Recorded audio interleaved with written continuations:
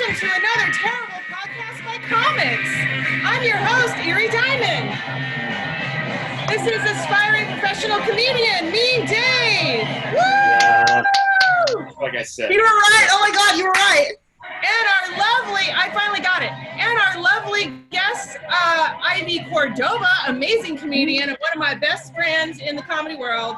Jon Ott, also a hilarious comedian. And give it up for another great comedian, Mr. Mike Bucci. Hey, Mike. All right, let's start the show. Hells yes. We welcome. Thanks everybody. We got our usual crew and a couple of at least one new person joining us all the way out from Seattle. My friend Kristen over here. So the regulars, welcome Kristen. And then also we got I think we got Jason's got a watch party over there, but I think Jason's watching, but he's got some people over. So we've got a nice crew of people join us. Wanted to say hi to Deneen as well. Good to see you, Deneen. We got a fun show for you tonight. We got our three guests, two of which you've seen. Actually, all these, if you've watched the show and tell and the terrible podcast, you've seen all of these people before. So in one form or another, I believe. First returning guest, wonderful dude, hilarious person, and good friend. That's Jonathan Ott and over there. And this is kind of like, these are like our returning, some of our favorite guests that we've had on. And another one right over here, Aivy Corvoda, always frequent contributor of the show. I'm a big fan. And someone who watches the show, participates in stand-up comedy, but I believe this is his first time doing the show, and that's Mike Bucci over there. Good to have him as a formal guest on the show today. My first appearance was so memorable that Dave already forgot I've done the show before. So you did wait a minute. You did this show before? Yeah, a couple months ago. No, wait a minute. I thought you just did the show and tell. No, I did them both. You did them both? Yeah. That's okay. I'm going to try and be better this time. I Well, remembered. Sorry, I did remember. He did a lot of drugs back in the 90s. Quarantine's been fucking with my head. So okay, returning guest, another favorite, Mike Bucci. Right? We wanted just a good show of like really just here. I'll be frank with you. It got to Thursday, we hadn't booked anybody. It's like let's just bring back our favorite people. And Eerie was like, yes, sounds like a great idea. Jon and Aivy are, no offense, Mike, but I know them very well, and they're two of my favorite people. So you know. And Mike's one of my favorite people too, as well as Jon and Aivy. So Mike gets juiced in. All right. So well, there you go. And you know what, Mike? You've always been awesome. Every time I met you, you're a really great guy. And there you go. That's all I got to say. Thank you. Right. That's the nicest thing anyone ever said to me, including my wife. Oh, I'm so sorry about that. Oh well. So I'm gonna say, let's just give a brief. You could write something down, and she could read it to you, and that'll. We'll do the listen up here as quickly as possible because you guys, people kind of already know you, but give us. We'll do the abridged version, 50 words or less. Give us just a brief summary of who you are. We'll start with you, Aivy. I'm a mom. Pre-COVID, I performed from the Bay to LA.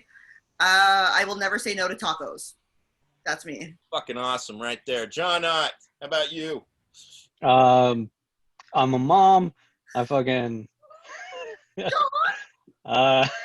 not a mom.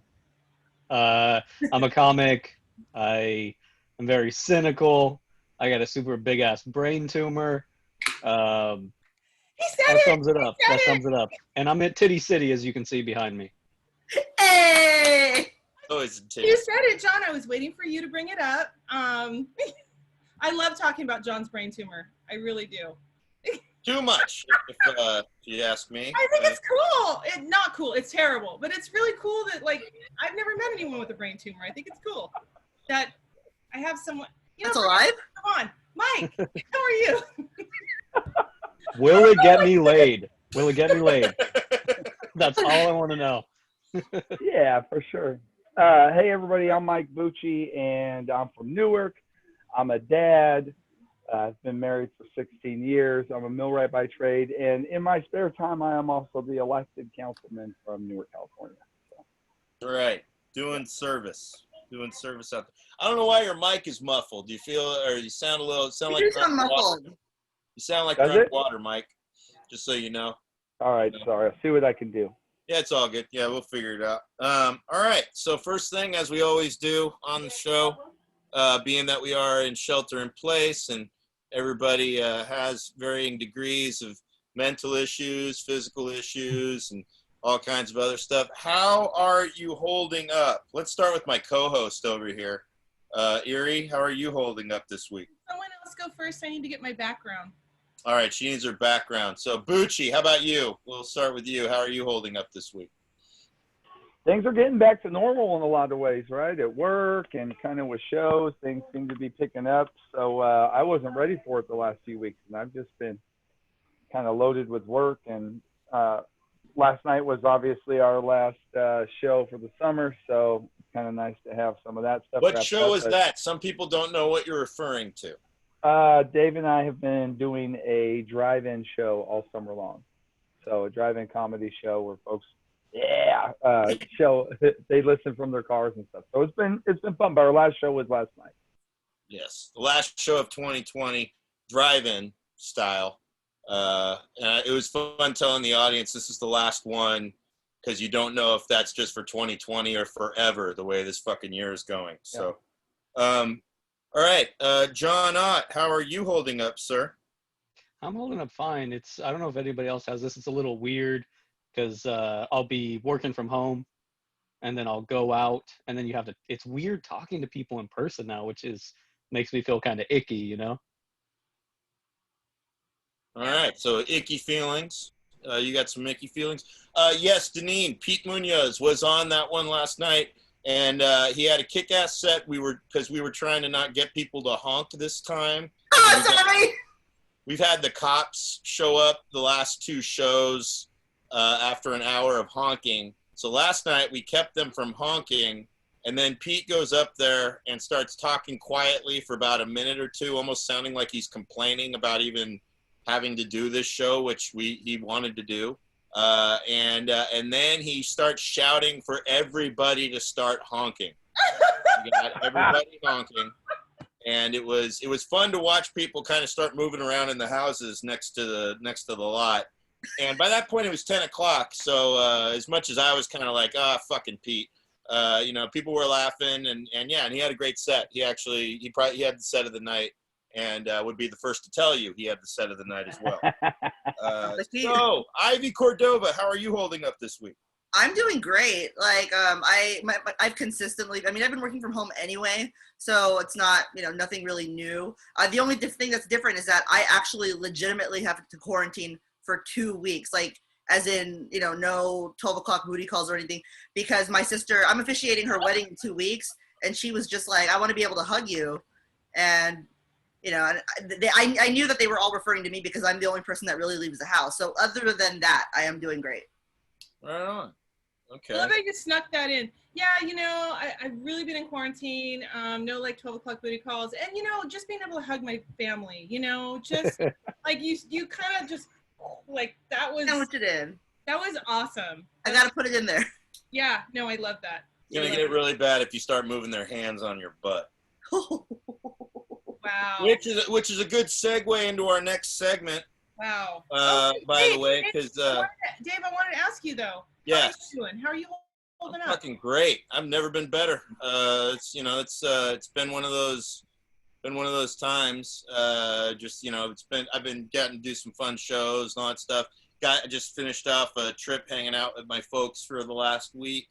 It was good hanging out with them, but I'm oddly enough, it's weird. Like I was sensing like it was. We have the right amount of time that we spend together, like somewhere between a week and 2 weeks. We hung out for like 9 days, and it's the perfect little sweet spot of time to where like they don't feel like I've moved back in, and where I'm not like getting too like uptight about my mom. I came this close to overreacting to her putting my masks in the dryer because I thought they were going to be line dried because they line dry stuff in the sun. And So I ended up. Yes, I do know there's a cat spanking, not my ass. Oh yeah, it does look like it's spanking my ass actually. But it's not even contact. Does Mark enjoy you being at home? Does Mark enjoy that too, or No comment. Yeah, he says. Yeah, thumbs up. That's good. That's he good. does. No, it's true. But like I said, it's just you don't want to give flashbacks of of moving back into a family that was so traumatized by my 6 years of moving back home. So again, now you'll understand why the background is here. Oh yeah. Because our next segment is called "Anyone Here Ever Spank Your Butt?" And that means that anybody on the show or present here today has anybody spanked your butt who is here. And there's a specific incident that's inspired this segment. I'll start. Yes, someone here who spanked my butt when I was a little kid, and I was a smart ass once, and I got the brush. And my mom felt guilty about it ever since. And she probably should have kept doing it later because look how I turned out. But still, no fault to her. And she tried. So that's we'll get that started off. So, Mike, has anybody here at the show ever spanked your butt? I'm looking around, and I'm gonna have to say no. No. Yeah, okay, so no. that's a no.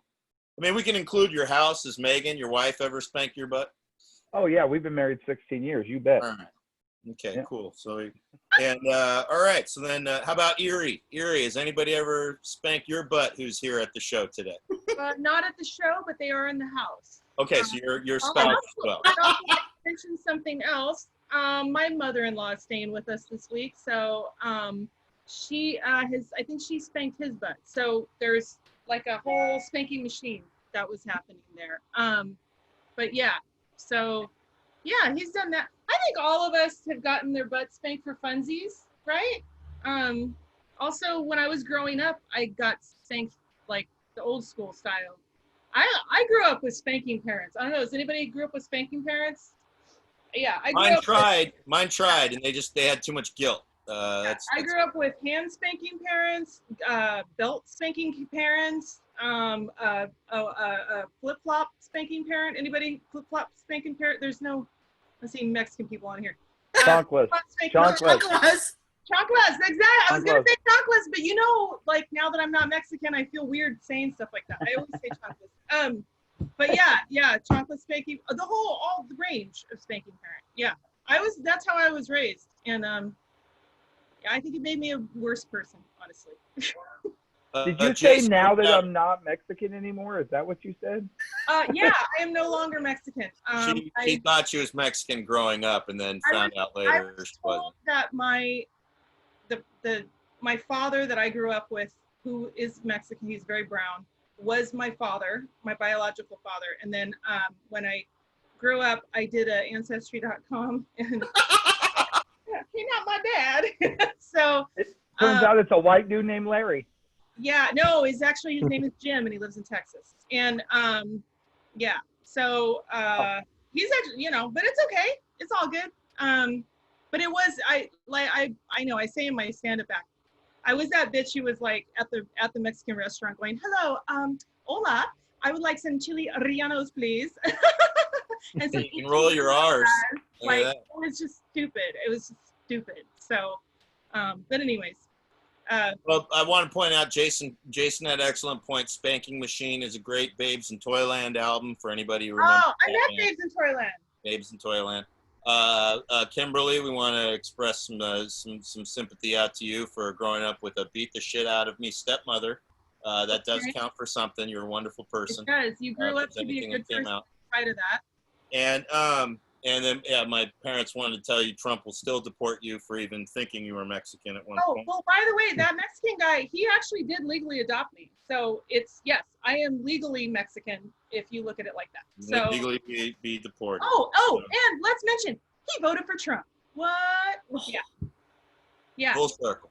Yeah, I got shit parents. I mean, they're great parents, but they're politically shitty because they always vote. They've all voted for Trump. It's really annoying. But, All right. We got two more people to ask. Jon Ott. Jon Ott, has anybody here on the show ever spanked your butt? No, but if there's a sign-up sheet, let me know. Good answer. All right. last but certainly not least, did Ivy Corvoda. Has anybody here on this show ever spanked your butt? For your face, honey. Yes, and John, you still owe me dinner. All right. All right. That's a good way to get spanked. You know what I mean? It's not sexual harassment if you feed me. Wow. This whole Am I canceled yet? Am I canceled? Getting you a So t-shirt. canceled, you I'm getting you bird. a t-shirt that says that. This is the whole segment was inspired by I introduced these two on a Sunday at Punchline in San Francisco. Jon Ott's an old friend and Ivy's a friend, of the last few years. And so John got back into comedy, and so I introduced these two, and then I go off to the green room and mind my business, and then I hear later, I forget how.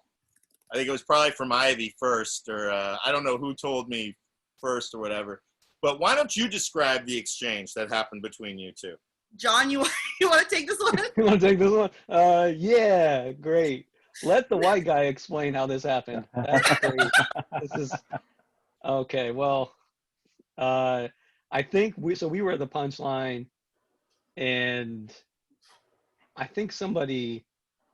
Oh, you were like, oh, I think I sat in your seat, and I said something like, "Don't do it, I'll spank you." And then you were like, "Ooh," and you shook your fan in front of me, and I spanked it, and that's how that happened. Get a room. I think I had also turned around. I think I turned my back on you and was backing it up like a truck. So, I mean, I was going to make contact one way or the other. So where are we going after COVID's over, John? I guess on a fucking date. I think I owe you a dinner. When you were backing up, we were all boop, boop, boop. I should have. Like, as a parent, I've definitely missed the mark on not making truck noises when I was backing up. That was a rookie mistake. The truck goes boop. It's funny because, but out of all my friends in stand-up comedy, these two are probably the most sexually active that I know. Just in terms of just hearing stories from either of them. So and that's why when these two, I'm like, it couldn't. This is like one of those moments that could, like, with any other person in this comedy scene, it would have gone vroom. Couldn't have picked two more perfect people to have their first their first meeting start with a spanking. So a meeting? I like that. Yeah, just meeting. Good meeting. I'll take it. So when I heard about it, I had to crack up because it happened at the Punchline. Ground zero for all of the woke. For all the cancellations, you could sneeze on somebody and call that assault at this point. Yeah, exactly. So and I'm shocked nobody ever apparently everybody's too self-absorbed trying to get booked on whatever shows. Nobody saw shit. So that was pretty fun. So all right, well, glad we got that out of the way. I would like to mention that if you all are having a good time, enjoying the show, please Venmo us, because Venmo is how we pay people during the apocalypse. Venmo. Or if you're old and you don't have Venmo, you can PayPal. The people that don't have Venmo. What are you saying? If you're old and do not age shame in here. Yeah, look at Deneen, all right? Take a good look at Deneen. She's not old, first off. And second of all, she knows she uses Venmo, and more than some of the younger people here that don't use it. Okay, So you can. Just so you know, I only got Venmo when someone told me to get Venmo. I had PayPal for a long time. But So some PayPal. some person that was in their 30s, they were much, much younger than me, said, you got to get Venmo, and then that's why I got Venmo. So don't feel bad. I'm just saying, I was the old person until young person told me to get Venmo. So, okay, there we go. All right. I don't know if that fixed it. It probably didn't. Whatever. Okay. All right, enough begging. All right, so now moving on to our next segment. This segment I'm looking forward to talking about because one of the reasons why also I'm glad that we have the lineup that we have on today is because every single one of the people on the of our panel tonight, including the hosts and everybody, we've all gotten to perform in this wonderful show that was pretty much the child, the idea birthed into a child and everything else of Mike Bucci. Brainchild. what a hell of a great run of just some things that was totally unexpected. Mike, if you will, tell everybody kind of like how this all came about. Well, so I actually, when all this kind of started, we had talked about possibly doing something because we've been hosting movies in the park here in town for 10 years. And we do them for free. And it was always part of Relay for Life as a fundraiser for the American Cancer Society. And as it would happen, we also have one of those crazy musical Christmas lighthouses. So when you pull up, the lights go to the music and you tune in on your radio. So we had a giant screen. We had an FM transmitter. And we wanted to kind of do an outdoor drive-in show. And with all the comedy shut down, we had an idea to, you know, have live comics there and hopefully people would show up for it. And we did it. And it's been really successful this summer. It's kind of been a nice break from just being stuck at home, right? And a lot of folks who haven't been out and have been on strict quarantines this is the only event they've been to, you know. And then we had other people who had never been to a drive-in. And I had one guy come up to me last night who said he had never been to a live comedy club. They said the only comedy he saw ever was on TV. So he was all fired up to go and, you know, see some live comedy. So it worked out well on a lot of levels. And, you know, we had a bunch of great comics out. And let's be honest, most of the comics weren't going to come out to Newark on a Saturday night because they could be at the Punchline or other places, you know, not the Swiss Park parking lot. But being one of the, you know, that we got going so early and things, it was great. Like we had some amazing shows. Yeah.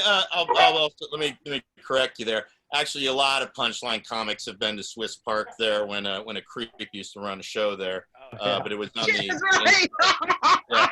Yeah, so I wasn't gonna go there, Dave. Oh, I'd go there, no problem. We don't need to get into details, but comedians will work anywhere if they're being paid and all that. So, but yeah, this is my background right here. This is what it looked like. That was the lot. You see all the cars. And then we had a comedian who's in like a mini wrestling ring up there. And then we would have a projected image from my 8mm camera hooked up to the AV cables or whatever, and have it all set up. So that was a lot of fun. So also we have another performer who was on those shows this summer joining us here. So one of the cool things. So we've been doing it. We did them every weekend in June, and we did one in July, middle of July, 2 in August, and that's when I asked Mike about earlier. I said, "What do you pay the people that are?" Mike basically has a crew of friends that are dedicated friends, but let me just say, if you get friends to help you put on something like this.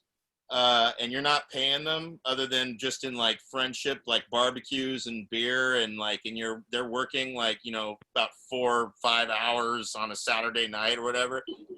Their patience is going to wear thin. And that's sort of what happened when we got to August. And so then we thought we were going to do 2 more in September, maybe 1 in October.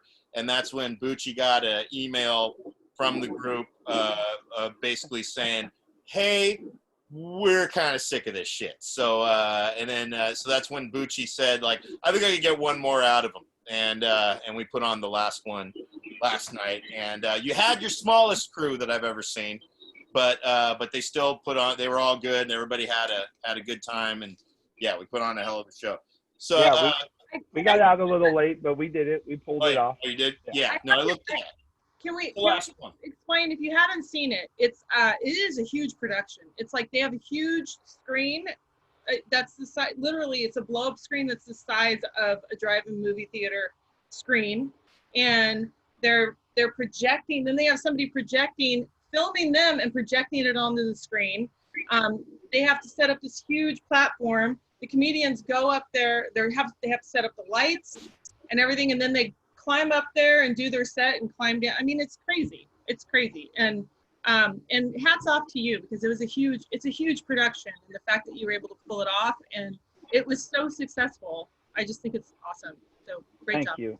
Thank you. I have a good team of friends who did it, because I spent most of my time cleaning up the porta potty after every use per our permit use. So it was It was good to know that we did all this hard work and I got to sit in the back and clean the damn shitter. Good for you, though, because, no job too small. You know what I mean?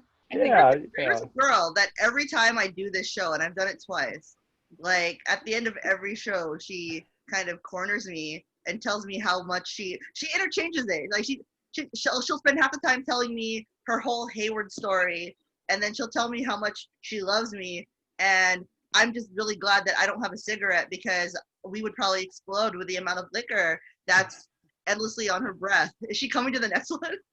No, and you know what's great is she only shows up when Ivy's there.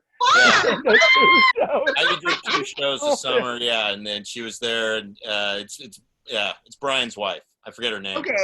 Yeah, it's our boy's wife. She grew up in Hayward, right? So she loves to tell you her origin story, which I think is hilarious. Yeah, I know. I try to keep her away from me, but then she gets drunk and slips through security. You're super drunk. I think the second to the last time I did the show, I couldn't get to my car, so not that this is a horrible thing, but Teddy Hall had to pretend to be my boyfriend to walk me to my car. Thank you, babe. Like, I can think of worse things. Right? Exactly. I'm used to She's having the only one that's thrown up at the drive-in. She's the only person all summer long. That was the second show too. That was like, I'm glad we got that out of the way early, so that we were like, all right, let's watch the alcohol intake of the wives of the volunteers. Has a girlfriend. Ivy has a girlfriend. Right. All right. Now my parents will stop calling me a slut. I was gonna say. Very quickly, before we move on, thank you, Deneen, for tipping us. Deneen is an awesome person. Thank you, Jason, for tipping us $5. It all helps. Thank you so much. And Laura, thank you so much for tipping us. I really appreciate it, honey. Okay. Last night we had a first. We always have a first of every one of these things. Well, there were 2 kind of firsts.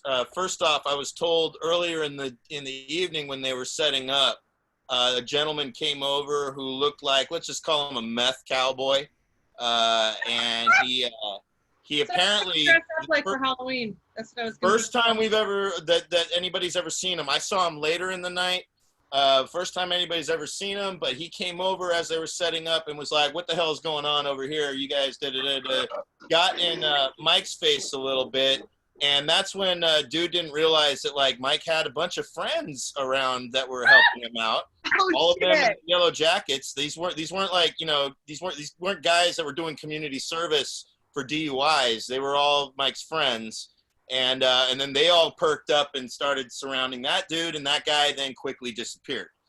Again, as tweakers do. Yes. I have questions. I'd like to know what the meth cowboy was dressed as, because that's. He had on a blue button down. He had a blue button down, a cowboy hat. He was holding a skateboard, and he looked like Joe Exotic's first husband. Yeah, he was the Joe Exotic. Did he have cowboy boots or tennies? No, he was in boots. He was in boots, but he had jean shorts too. Like that was. Okay. Oh my God! I believe with that. Jean shorts. Yeah. So he had jean shorts, cowboy boots. Really? How would you ride a skateboard in cowboy boots? It's Newark. It's Newark. Oh, okay. And that's how it was a long sleeve button up and a cowboy. No, yeah, it was a short sleeve button up. It was short sleeve. He was I looked at that skateboard. The grip tape looked never used. It looked like a brand new board. I think he was just there in case he was getting beat up is all. I think that was his last line of defense. I don't think he was a skateboarder. Dave, can I tell him what else happened? He sold that skateboard. Here's incident number 2, which happened during the show. During the show, it's going smooth. But over walks a pretty drunk dude. I don't like to. There's no need to bring race into it. But he was an average drunk white boy. Comes over and he doesn't have a mask on. We all know each other. We all know who belongs back in the backstage area and who don't. And he just comes waltzing up.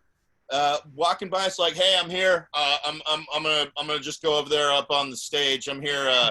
He came over there and was like, yeah, I'm gonna go up there right now and did it. And we all kind of like had to approach and be like, you're not going anywhere up there.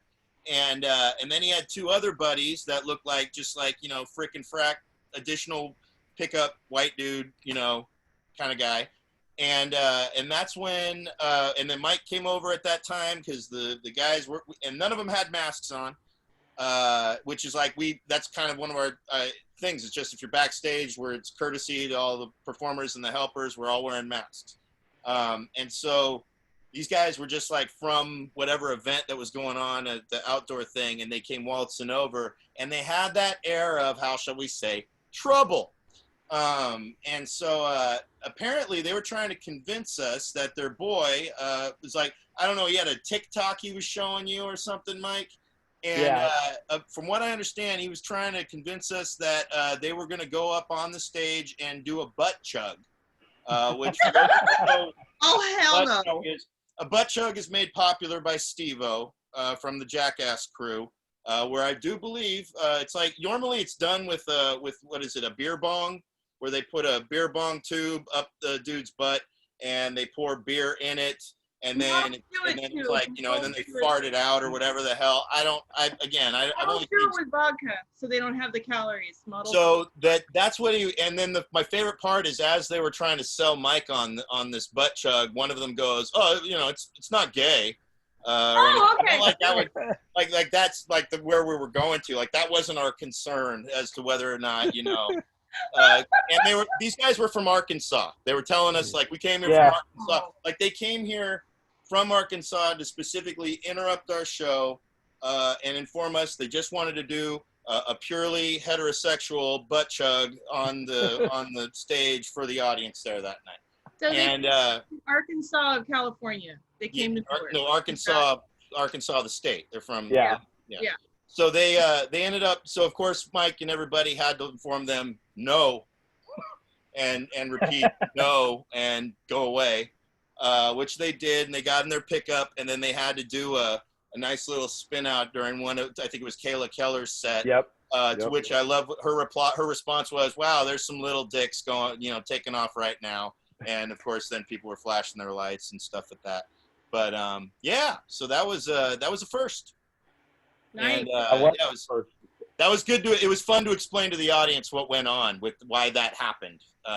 They were enjoying that. Your mom and Mark said, Bucci, you need to get control of Newark. Yeah. That wasn't Newark's fault. That was Arkansas's fault. Newark. And Kayla goes, wow, there's a lot of little dick energy out here in Newark. And I was like, Arkansas, this is bullshit. Arkansas. You know what? Honestly, for as far as the finale goes, like, stuff happened. It was a pretty great show, right? I'm not even that mad about it. It sounds like there was some fun shit that happened. It wasn't just your regular comedy show. You guys had guests. It all worked out really well, and just the nonsense that went on. Mike had a good set. Explain what your set was about last night. Mike. So 3 weeks ago at the last comedy night, I had, you know, part of my thing is I like to talk shit about Fremont, and there was a resident from Fremont who took it personally, and never mind that there were, you know, child trafficking jokes or that Ivy, you know, talked about 6 miles of pussy. I did the child trafficking jokes. Yeah, they wrote a complaint email about me and what I said about Fremont, and oh shit, that's right. She sent it to the mayor of Newark, and yeah, she said when Mike Bucci, she said a lot, and it was titled "Appalling Behavior by Mike Bucci." And so last night I read it for everybody, and we read the email.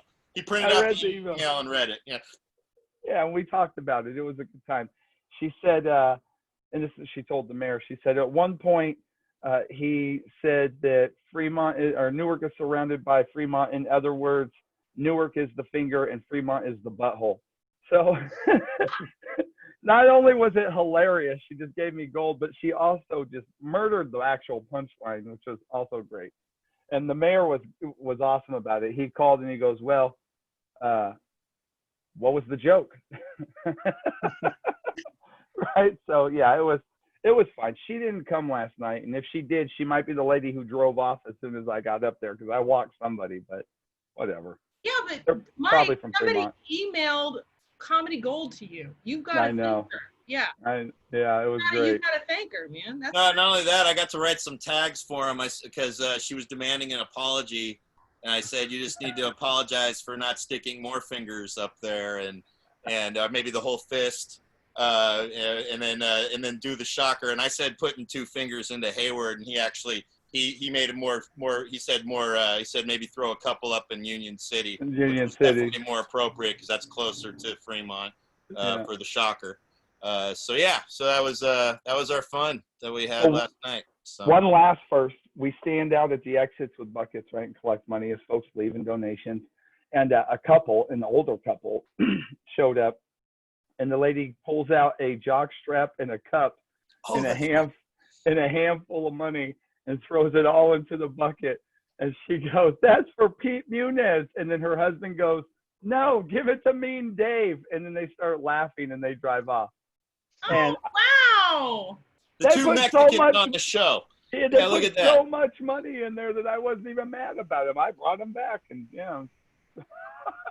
It did. I'll be fair. The jock strap looked clean. So yeah, it did. It looked brand new. Yeah, it How looked clean wild. did you get it? You know. Perfectly never good happened. jock strap. I don't know why they threw it out, but yeah. Good time. No, it was great. It was great. Fun. Any? Summer. I know that John, you performed on it as well. Any memories you have from this driving show? There was an incident, and I think we could see Mike's crew unraveling, getting a little on edge. Did you remember the dude that one of your crew, Mike, like he was supposed to, we all got food. We all get delivered food, which is super cool, the comics do. Shit, that's right. And one guy thought this other guy was going to watch his food for him, and he didn't. And the dude flipped out like his wife cheated on him. It was nuts. He was like, "You're supposed to be my fucking man. Are you kidding me? Where are my taquitos?" I gave his salad. I gave his salad to Eric Summers because I thought the food was like you could give it away, and I gave it to Eric Summers, and he put it in his car, and then he drove off, and then not long after he drove off, that was when dude started going, "Where the fuck's my salad?" And that was. Dude, you should have given him Eric Summers' address because that. I should have just given him his address. Now, I should have told him where he lived. Yeah. So here's the best part. Here's the best part of the story that people don't know. That's the lad. His name is Tom, and he's an Irishman that I can barely understand when he's sober, right? It's like I know he's speaking English because he says it and all, and some of it I pick up, but when he's drunk, like I don't know what he's saying, right? I speak more Spanish than understand drunk lad. But one of the things we do, and we have been doing it for years, is he'll flip out like that just to mess with people around him. Yeah, he wasn't even tripping about the food. Yeah, he was just having a good time. I had to clarify that because I told him, I said, "Hey, man, I still got your fries and whatever. If you want them, I was going to get," and he goes, as he's flipping out, he turns to me and goes, "Oh, no, man, I'm just messing around." Yeah. And we could have fooled us, man. We thought it was coming to blows, like right here in front of everybody. That's great. And then he went right back to harassing everybody. He went back, "Man, this is some fucking bullshit." Like he went right back into it. Like, yeah, it was I said, "Well, you're very convincing." So that was Never a dull moment at your guys' shows. No, you know what? I hang out with a roughneck crew. I'm not going to lie. And, let's be honest. I probably couldn't get elected anywhere else but Newark, California. And your mic works better now. It sounds better. Look at that shit. Nice. Good. All right. Okay, so that's been any Eerie, Ivy, you have any parting thoughts on the drive-in? Dude, whenever people talk about outdoor shows and how safe they are, I always bring up your show as the only show that actually does it right. Because there's people trying to do shows in the park, but you never know if you're going to get coughed on or if somebody is going to wander in from their home in the bushes or something and pee all over people. So whenever people ask me for examples, I'm just like, your show does it correctly because there is a little to no contact with, audience members. You have to even RSVP to be there. And, setting the standard for not letting non-comics and non-crew hang out is the only way to do it because then you're keeping people safe, but still giving them a good time. Oh, we appreciate that. We appreciate everybody coming out. Yeah. For no other show would I leave my house on 5 minutes notice and then be in Newark Oh yeah. It took me to get ready. Like, I wouldn't do that for just anybody. Thank you, Ivy. We had a 45-minute before showtime dropout, and Ivy hustled down and had one of the sets of the night. Like, just killed it like always. So thank you. It was right before sold some Bucci panties. set. I wanted to make sure we had somebody. Bucci was doing his first featuring set, doing 15 minutes, and so I wanted to make sure we had a strong comic in front of Bucci, just to light a fire under his ass and possibly bury him.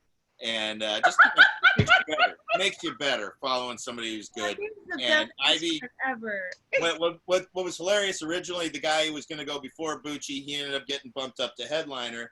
So when I was like, okay, well, maybe we'll get somebody else. And then when Ivy was coming down, I then told Mike, I said, dude, Ivy's is going to be on the show. And he's all, oh, great. And I'm all, yeah, she's going to go up right before you. So you should probably compare you. And that's when Mike realized, he goes, fuck you, Dave.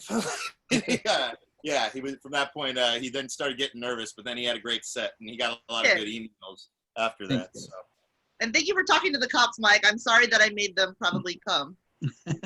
No, Mike made him come, too. He made him honking even more while the cops were there. Like, that's... I kept forgetting. I was just like, make some fucking noise. Oh, fuck, I'm sorry. I forgot where I was for a second. I always have to talk to the cops. They always make me do it. Well, you have the one to send. I mean, you're the one to send to talk to the cops. I know, I get it, but I hate it. Well, here's the thing: his whole crew have records, no doubt, and so they are scared of the cops. Then Bucci goes up there and he comes back with a smile on his face. He goes, "Oh, they don't even give a shit." I'm like, they gave a shit to everybody else. You were wearing that shirt, Bucci. That's why. Yeah, you like that? Something about it. So, all right, moving on. Oh my God, I just noticed that. They want one. Caucasians, I'm a big fan today. I think this is Trump's tax man right there. Oh, that is terrific. Look at that. Yeah. Definitely Ohio. All right, so moving on. We're running a little. We're running a little late. All right, here's our next segment.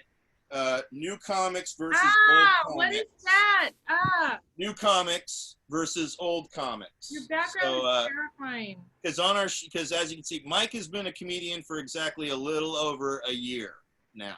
I mean, he's a politician, so he's been a comedian for longer than that. But he's doing stand-up specifically. It's been a little over a year. Ivy and Jon, actually, you have something in common besides the spanking. That you guys both had a hiatus. You started at a point in time, and then you came back to comedy. Eerie's been doing it now, like, what is it, 4 years? 4 years. About 4 years. And I don't even want to say how long I've been doing it, but kind of want to just see how, I don't know, what do you think as far as Mike being a new comic? Well, no, let's talk to the old comics first. Let's, Dave, why don't you start us out, Dave? Well, I don't know why anybody would want to start comedy in this day and age, but I'm the one who actually got Mike to do his first set at the I Think I'd Be Good at That show, which is the best comedy training. If any of you by any chance ever are interested in trying stand-up comedy, there's only one way to do it, and that's when things open back up. Drew Harmon runs a show called I Think I'd Be Good at That, where he has 5 experienced comedians train you, write jokes for you, and prepare you as best they can for a set at the Punchline or at Cobb's or at a good place. And usually we try to pick a candidate who has a good amount of family and friends and whoever coworkers that'll come see the show. And so it's kind of we used to so you pick one bringer. Yeah, you find a bringer is what it is. Yes, it's an elaborate bringer show. But this is like a pyramid scheme. Here's the difference. No, it's not. Because here's the difference. In a bringer show, most people that book the bringer shows, they're just specifically exploiting you they don't care whether you're good or not. What we're doing is we're giving you the best possible chance. And every show that I've done 3 of them, and all of our candidates have done a kick-ass job. And but here's the thing. None of them, they all check it off their bucket list and like, okay, I did that. Now I don't ever want to do that again. Mike is the only one out of all of them who kept doing stand-up. Good for you, Mike. So It's scary as shit, isn't it? It's scary as shit. I got hooked the very first night. It was ridiculous. He had a good time. He even did an ad lib on his first set, and I was one of the people that was kind of coaching him more closely because he lives right near me. So I would go over there, and it's great because he lives near me. I got a friend that I get to go hang out with more because a lot of my friends keep moving on and doing different shit or get girlfriends or boyfriends or whatever the fuck. So it's nice to be kind of like a kind of a strange uncle figure that comes over there and hangs out with the Buccis and all that. So, John, what do you think? Yeah. Old, new? Why did you even come back, John? I enjoy it. I really enjoy talking to people. I don't know. I just yeah. Okay, you got me there. Sometimes I do. Sometimes I think people are fucktards. But as far as like old and new comics, I don't think that's so important as like being older actually helps because you've done something in your life. You have something to talk about.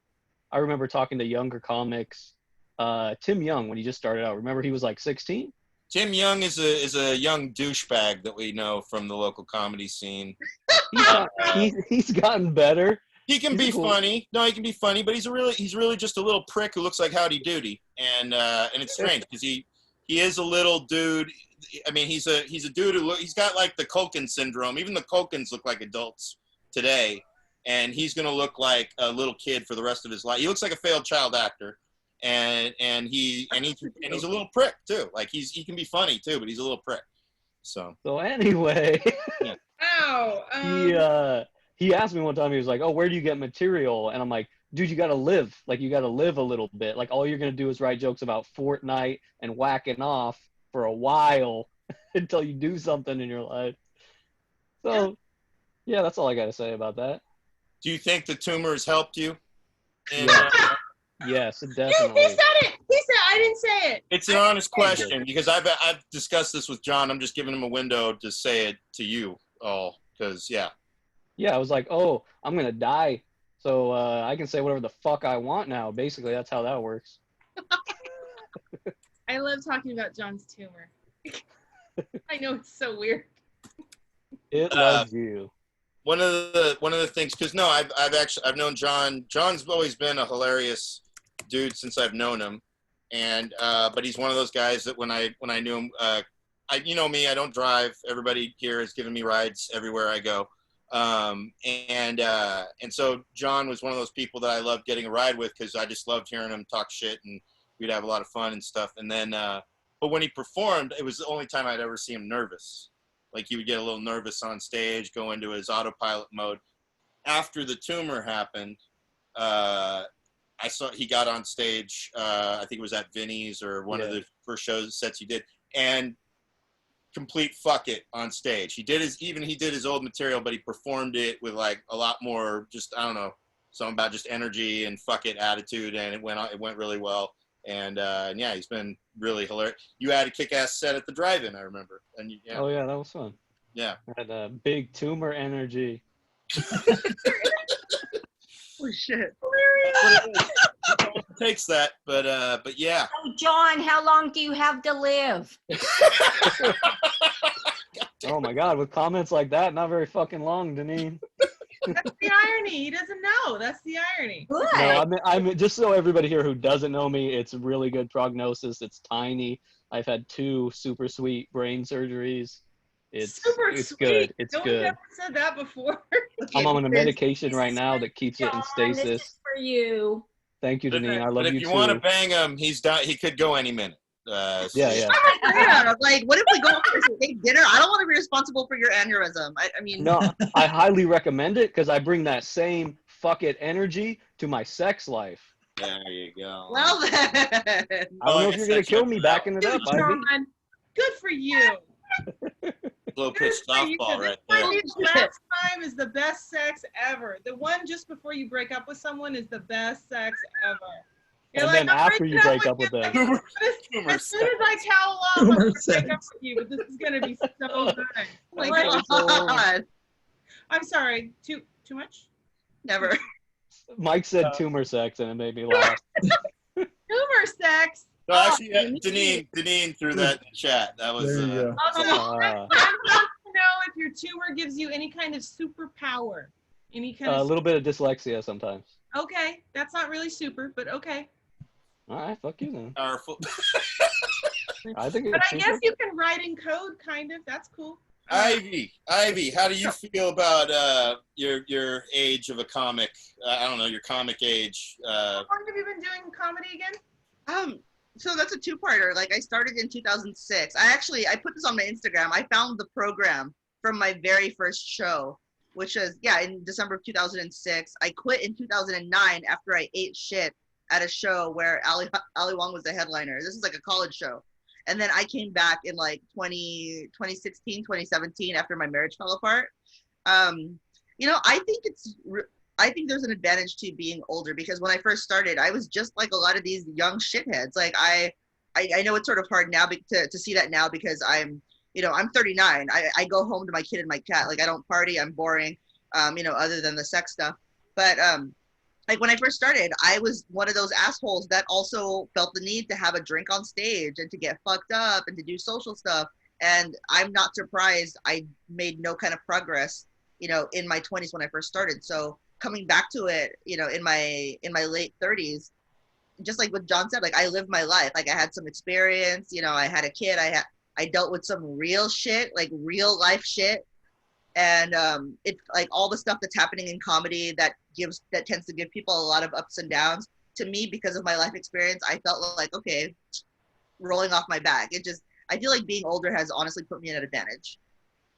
And the other advantage is nobody actually thinks that I'm the age that I am. So, well, look at your fucking skin. Come on, gorgeous. You have gorgeous skin. Don't drink, everybody. Don't smoke. Drink water. Be Asian. Oh, don't smoke. Asian. Oh, you don't smoke. I've never seen you smoke. Yeah, right. Smoke what, Ivy? Don't smoke cigarettes. Smoke a lot of weed. There you go. All right.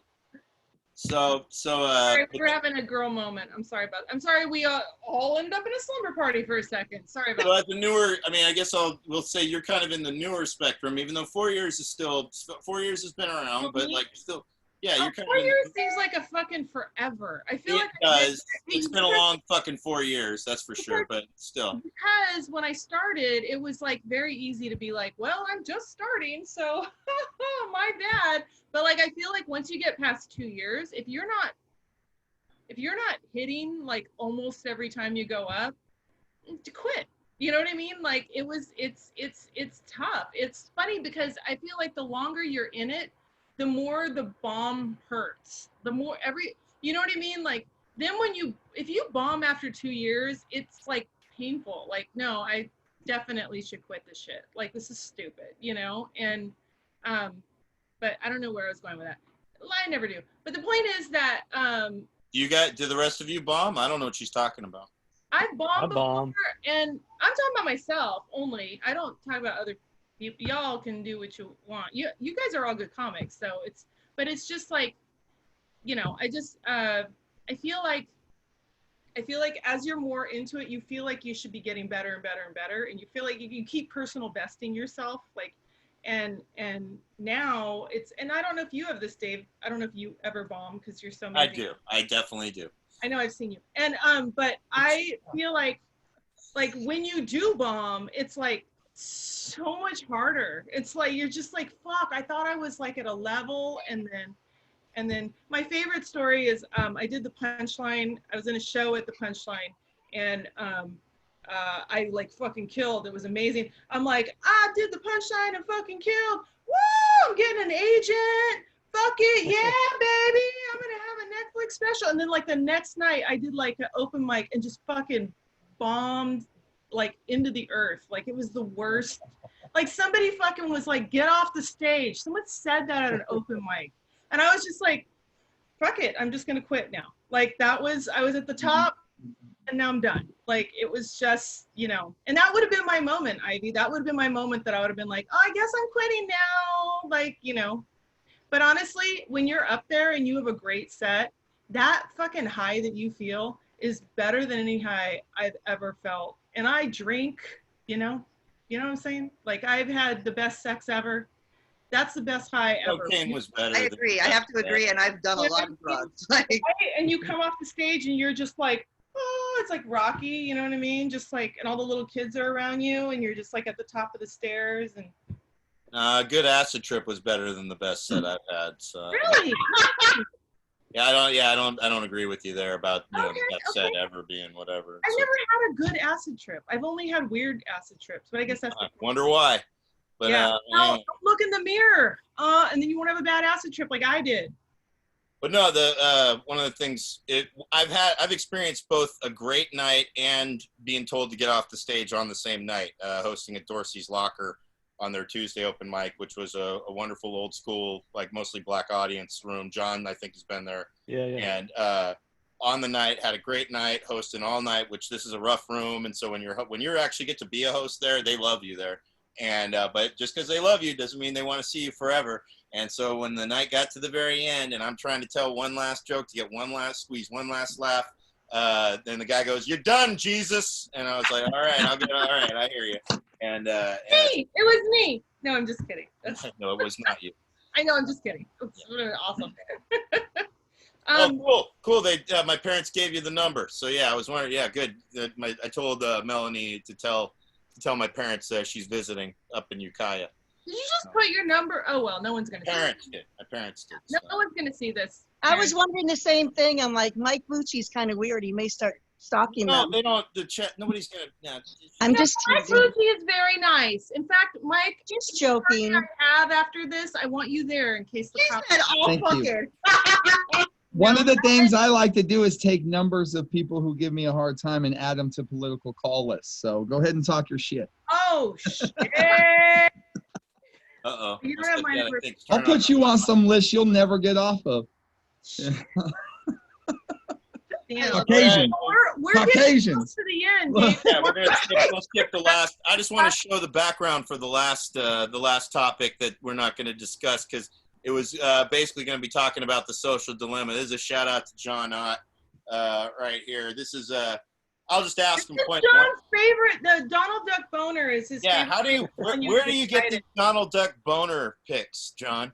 I sadly Google search. I Google image search boner cartoons, and that's not gay. That's not gay. Just like butt chugging. He made is this not gay. one. This one he whipped up himself. But, Oh yeah, I did do that one. Yeah, you, Photoshop. this is two of them combined sword fighting, but yeah, it's the fact that you find these Donald Duck angry boner cartoons.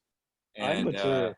I yeah, do mature people things. I found one very easily. I said Donald Duck boner and it showed right up. So it's a very. Well, that one's a little smaller. I think these are photoshopped from the one that you have. And then he found another one that looked angrier that he put in the chat earlier today. It's really. I know. Laura, there's people shaking their heads. They don't agree. They don't agree that this is a good thing. So. No, not at all. No, it's disgusting and scary, and it's taking a Disney cartoon and throwing all kinds of wrong into it. But hey, what better way to end a wonderful episode of another terrible podcast by comics and isolation. How do you feel about that Donald Duck boner picture there? Inappropriate. Mike, Ivy, how do you feel about it? About the boner? Yeah, the Donald Duck boner. I've probably Googled something very similar, so it'll be nice to know that me and John have something to do after dinner. If Donald sent you his dick pic, what would that?